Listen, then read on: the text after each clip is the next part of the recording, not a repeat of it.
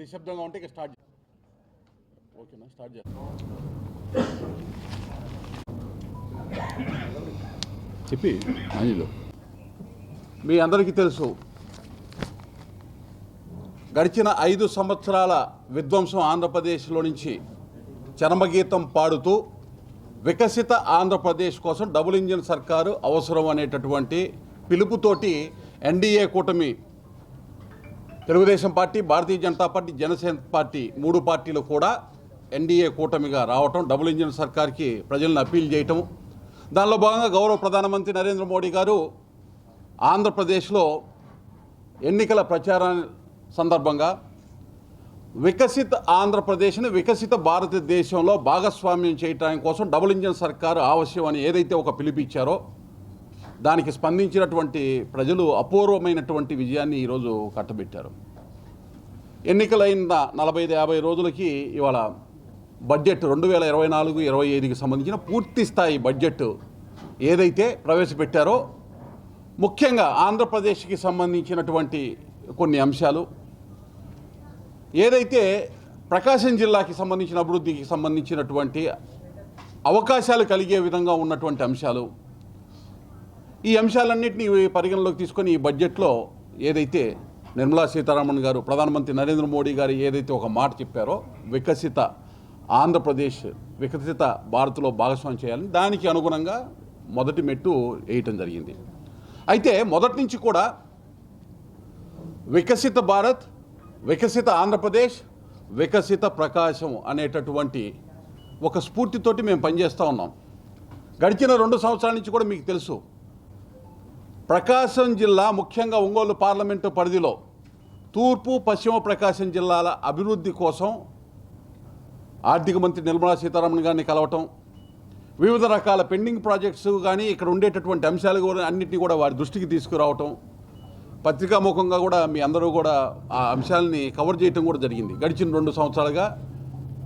ఆ అంశాల్లో కొన్ని వాస్తవ రీతి అయ్యి ఈరోజు బడ్జెట్ రూపంలో నుంచి ఎన్డీఏ సర్కార్ ఏదైతే డబుల్ ఇంజిన్ సర్కార్ వచ్చిన తర్వాత గౌరవ ముఖ్యమంత్రి చంద్రబాబు నాయుడు గారు కూడా ఏ అంశాలైతే మేము ప్రస్తావిస్తూ వచ్చామో ఆ అంశాలు ఈ రాష్ట్రానికి అవసరం అనే ఉద్దేశంతో బడ్జెట్ పెట్టే ముందు వినతి పత్రం ఇవ్వటం జరిగింది. దానికి అనుగుణంగా ఈరోజు ఈ యొక్క బడ్జెట్లో వికసిత ఆంధ్రప్రదేశ్కి, అలాగే వికసిత ప్రకాశం ఏదైతే మనం దశాబ్దాలుగా కలగంటున్నటువంటి కొన్ని అంశాలు మనకి ముందుకు రావడం జరిగింది. వీటిని వినియోగించుకొని ముందుకెళ్లాల్సినటువంటి బాధ్యత ఇక్కడ ఉన్నటువంటి ప్రజాప్రతినిధులు, అలాగే ఎప్పటికప్పుడు ప్రభుత్వాన్ని ఏ అంశాల్లో అయితే మనకి మేలు జరుగుతుందో ఎంపీలు, ఎమ్మెల్యేలు వీళ్ళందరూ కూడా సమన్వయపరుచుకొని ఆ అంశాలన్నీ కూడా రాష్ట్ర ప్రభుత్వం దృష్టికి, అట్లాగే కేంద్ర ప్రభుత్వంలో కూడా ఆయా శాఖల దగ్గరికి వెళ్ళి మాట్లాడాల్సినటువంటి అవసరం ఉంది, ఫాలోఅప్ చేయాల్సినటువంటి అవసరం ఉంది. ఇక్కడ ఒక్కసారి మనం కనుక లోతుగా గమనిస్తే వికసిత ఆంధ్రప్రదేశ్ అనేటటువంటిది రాష్ట్ర సమ్మిళిత అభివృద్ధికి అనేటటువంటి అంశం మూలం కాబట్టి, ఆ సమ్మిళిత అభివృద్ధి జరగాలంటే వెనకబడినటువంటి జిల్లాగా ప్రకాశం జిల్లా ఏదైతే ఉందో అది ప్రకాశం జిల్లా అభివృద్ధితోనే ఆంధ్రప్రదేశ్, వికసిత ఆంధ్రప్రదేశ్ సాధ్యం అవుతుంది. ఆంధ్రప్రదేశ్ అభివృద్ధి సాధించాలంటే ప్రకాశం జిల్లా ఏదైతే ఇప్పుడు ఉన్నటువంటి అంశాలు ఏదైతే ప్రస్తావించారో వాటి తీసుకొని ముందుకెళ్ళే ప్రయత్నం చేస్తేనే అది సాధ్యం అవుతుంది అనేటటువంటిది ఒకటైతే, ఇవాళ దశాబ్దాల కాలంగా మనం అడుగుతూ ఉన్నాం, ప్రకాశం జిల్లా రాయలసీమ, ఉత్తరాంధ్రలాగా వెనకబడినటువంటి ప్రాంతం అని ఎన్నిసార్లు ఆర్తనాదాలు ఇక్కడి నుంచి మనం వినిపించినా కానీ పట్టించుకున్న నాదులు లేడు. ఇవాళ వెనకబడిన జిల్లాగా ప్రకాశం జిల్లాని గుర్తించి దాన్ని బడ్జెట్లో ప్రకటన చేయటమే కాకుండా అంశాన్ని వెనకబడిన జిల్లాలకి భవిష్యత్తులో కల్పించేటటువంటి రాయితీలు, మౌలిక సదుపాయాలు, వస్తువులు ఏవైతే ఉన్నాయో అవన్నీ కూడా ప్రకాశం జిల్లాకి అమలు కాబడతాయి అనేటటువంటి ప్రకటన చేసినటువంటి, దానికి స్ఫూర్తిగా నిలిచినటువంటి ప్రధానమంత్రి నరేంద్ర మోడీ గారికి, అలాగే ఆ ప్రకటన చేసినటువంటి ఆర్థిక మంత్రి నిర్మలా సీతారామన్ గారికి ధన్యవాదాలు, కృతజ్ఞతలు తెలియజేస్తూ, అలాగే ముఖ్యమంత్రి చంద్రబాబు నాయుడు గారికి కూడా ఈ అంశాలన్నీ కూడా సరైనటువంటి సమయంలో కేంద్ర ప్రభుత్వం దృష్టికి తీసుకొచ్చి సాధించినందుకు అభినందనలు తెలియజేస్తూ ఉన్నాం. ఇవాళ జిల్లాను వెనకబడినటువంటి జిల్లాగా నోటిఫై అయిన తర్వాత ప్రకటన వచ్చింది. నోటిఫై అయిన తర్వాత వీటికి సంబంధించినటువంటి అంశాలన్నీ కూడా ప్రత్యేకమైనటువంటి నిధులు కానీ మౌలిక సదుపాయాల కల్పనకు కానీ అలాగే పారిశ్రామికీకరణకు అవసరమైనటువంటి నిర్ణయాలు కానీ వాటికి సంబంధించిన ఏమైనా రాయితీలకి సంబంధించినటువంటి అంశంలో కూడా ప్రత్యేకమైనటువంటి దృష్టితోటి మన ప్రకాశం జిల్లాకు కూడా అవన్నీ కూడా వినియోగించుకునేటటువంటి అవకాశం స్పష్టంగా కనబడతా ఉంది. ఎప్పుడైతే వెనకబడినటువంటి జిల్లా అనే ప్రకటన రాగానే మన దగ్గరికి గతంలో ఇంతకుముందు 2019 ముందే విశాఖ చెన్నై ఇండస్ట్రియల్ కారిడార్ పరిధిలో దొనకొండకి సంబంధించినటువంటి పారిశ్రామిక నోడు ఇస్తాము అనేటటువంటిది కేంద్ర ప్రభుత్వం చెప్పినా కానీ దానికి సంబంధించి గడిచిన 5 సంవత్సరాల్లో ఏ విధంగా పట్టించిన దాఖలాలు లేవు. ఎన్నికల ముందు కూడా దొనకొండకి వెళ్ళి మేము పర్యటన చేయటం జరిగింది. ఆ అంశాన్ని నాటి ముఖ్యమంత్రిగా ఉన్నటువంటి జగన్మోహన్ రెడ్డి గారి దృష్టికి తేవటం జరిగింది. కేంద్రంలో ఉన్నటువంటి పరిశ్రమల శాఖ మంత్రి పీయూష్ గోయల్ గారిని వారి సహాయ మంత్రిని కలిసి విన్నపం చేయడం కూడా జరిగింది. దొనకొండకి సంబంధించి కేంద్ర ప్రభుత్వం తన యొక్క చిత్తశుద్ధి చాటినా ఇక్కడ ఉండేటటువంటి రాష్ట్ర ప్రభుత్వం భూమిని సరైనటువంటి సమయంలో ఇవ్వలేకపోవటం. అలాగే మరో వంక కనిగిరి దగ్గర నిమ్జు, అది కూడా 2019కి ముందే అది కేంద్ర ప్రభుత్వం నుంచి ఆమోదమైనటువంటి పరిస్థితి. అక్కడ కూడా ల్యాండ్ అక్విజిషన్కి సంబంధించి ఇవ్వనటువంటి పరిస్థితి. ఎప్పుడైతే ల్యాండ్కి సంబంధించి వీళ్ళు ఆలస్యం చేస్తూ ఉన్నారో మనకి ఈ పార్టీకే అప్రూవ్ కావాల్సినటువంటి ఆమోదం కేంద్ర ప్రభుత్వం నుంచి అయ్యేటటువంటిది ఇంతకుముందు ఇన్ ప్రిన్సిపల్ యాక్సెప్ట్ చేసినటువంటి ప్రాజెక్ట్స్ డిలే అవుతూ ఉన్నాయి. ఇవాళ కోపర్తి విశాఖ చెన్నై ఇండస్ట్రియల్ కారిడార్లో, హైదరాబాద్ బెంగళూరు ఇండస్ట్రియల్ కారిడార్లో ఓర్వకల్లు రెండింటినీ కూడా కేంద్ర ప్రభుత్వం వెనుకబడిన ప్రాంతాలైన రాయలసీమ ప్రాంతంలో ఇవ్వటం జరిగింది. అలాగే దొనకొండకి సంబంధించి కానీ నిమ్దికి సంబంధించి కానీ ఈ అంశాల్లో కూడా ఈ బడ్జెట్ సమావేశాలు రాష్ట్రం నలుమూలల ప్రతి జిల్లాలో జిల్లా అధికార ప్రతినిధి ఆధ్వర్యంలో ఈ సమావేశాలు ఏర్పాటు చేయడం జరిగింది. ఈనాడు కేంద్ర బడ్జెట్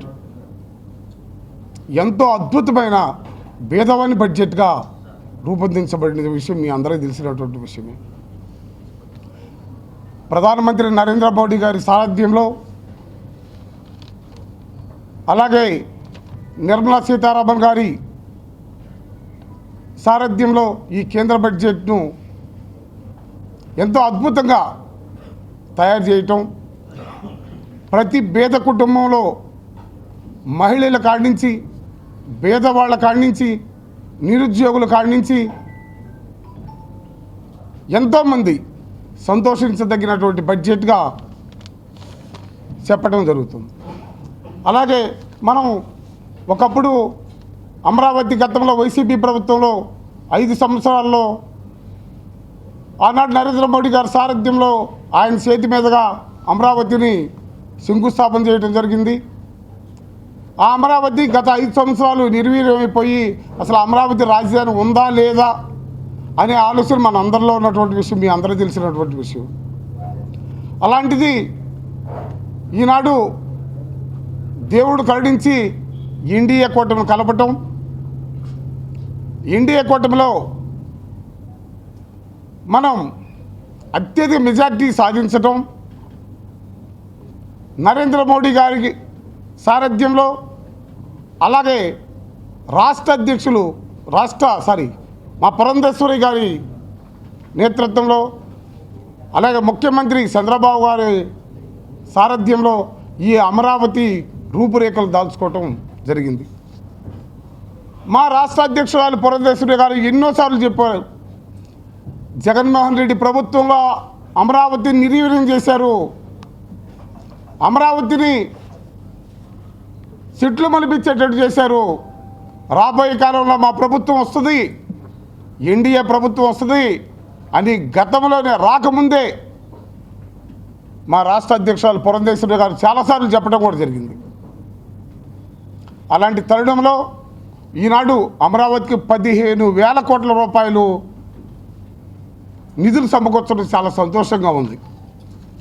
అలాగే పోలవరం పూర్తి చేయటంలో మధ్యలో ఆగిపోయినటువంటి వైసీపీ ప్రభుత్వం పుణ్యమంట మధ్యలో ఆగిపోయింది. దాన్ని పోలవరానికి అయ్యే ఖర్చు మొత్తం కేంద్రమే భరాయిస్తామని హామీ ఇవ్వటం కూడా జరిగింది. అలాగే వెనుకబడిన ప్రాంతం ప్రకాశం జిల్లా, ఈ ప్రకాశం జిల్లా గతంలో కూడా కొన్ని సంవత్సరాల నుంచి కేంద్ర ప్రభుత్వం నుంచి కేంద్ర మంత్రులు మన జిల్లాకు వస్తూ ఉండేవాళ్ళు. వచ్చినప్పుడల్లా ప్రతిసారి మేము ప్లస్ మీరు చేసే పని ఏంటంటే లెటర్ ప్యాడ్లో టైప్ చేసి, అయ్యా మా ప్రకాశం జిల్లా పేద జిల్లా, తాగటానికి నీరు లేదు, తినటానికి అన్నం కూడా లేదు, పశుగ్రాసం లేదు, వెలుగొండ ప్రాజెక్టు మధ్యలో ఆగిపోయింది. అలాంటి తరుణంలో ప్రకాశం జిల్లాని వెలుగుబడి జిల్లాగా ఒక్కసారి కేంద్రం దృష్టిలో పెట్టి అధిక నిధులు సమకూర్చి ఒక పరిశ్రమ చేసుకొస్తే మా ప్రకాశం జిల్లా కొంత బాగుపడుతుందని ఎన్నో సందర్భాల్లో మేము అందరమీ మెమోరాండాలు లెటర్ ప్యాడ్లో రెడీ చేసి ఇవ్వటం జరిగింది. అదే క్రమంలో ఒక భారతీయ జనతా పార్టీ నాయకులే కాకుండా మీడియా సోదరులు మీరందరూ కూడా మేము ఎప్పుడైతే లెటర్ ఇచ్చామో మరుసటి రోజు పేపర్లో ఆ ప్రకాశం జిల్లా వెలుగుబడి జిల్లా, ప్రకాశం జిల్లా వెలుగుబడి జిల్లా, ఈ జిల్లాకి ఏదో విధంగా చేస్తే కానీ ఈ జిల్లా బాగుపడదు అనేటటువంటి మీ కృషి కూడా చాలా ఆ రోజు గొప్పదనంగా ఉంది. 2024 మధ్యలో నరేంద్ర మోడీ గారి ప్రభుత్వంలో జరిగినటువంటి అభివృద్ధి 24-25 సంవత్సరాల బడ్జెట్ చాలా ఆశాజనకంగా ఉంది. దీనిలో పేద బడుగు బలహీన వర్గాలందరికీ కూడా అభివృద్ధి పదంలో నడిచేదానికి మంచి బడ్జెట్ తీసుకొచ్చారు నిర్మలా సీతారామన్ గారు. ఈ సందర్భంగా అందరికి కూడా ప్రతి ఒక్క నిరుద్యోగ యువతకు కూడా ఉపాధి కల్పించే విధంగా ఎంఎస్ఎంఈల ద్వారా దాదాపు 100 కోట్ల వరకు నిధులు ఇచ్చే కార్యక్రమం కూడా ఏర్పాటు చేయడం జరిగింది.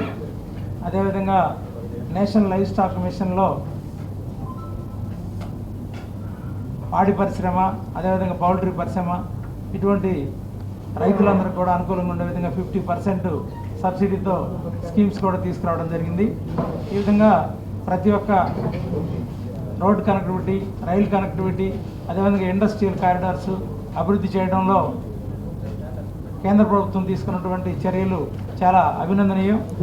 ఈ సందర్భంగా రాష్ట్ర అధ్యక్షురాలు పురంధరేశ్వరి గారికి, అదేవిధంగా నారా చంద్రబాబు నాయుడు గారికి, పవన్ కళ్యాణ్ గారికి, నరేంద్ర మోడీ గారికి ధన్యవాదాలు తెలియజేస్తూ ఈ కార్యక్రమాన్ని ముగిస్తున్నాం.